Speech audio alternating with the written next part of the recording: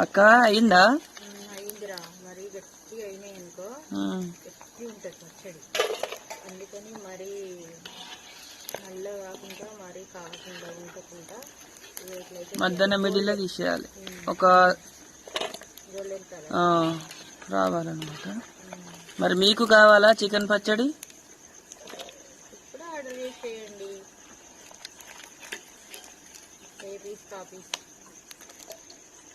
అలా కూడా ఎగుతాయి మళ్ళా.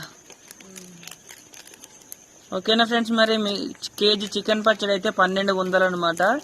మేము కేజీ చికెన్ తీసుకొచ్చి ఫ్రై చేస్తే 1/2 కేజీ ముక్కలు అవుతాయి అనమాట.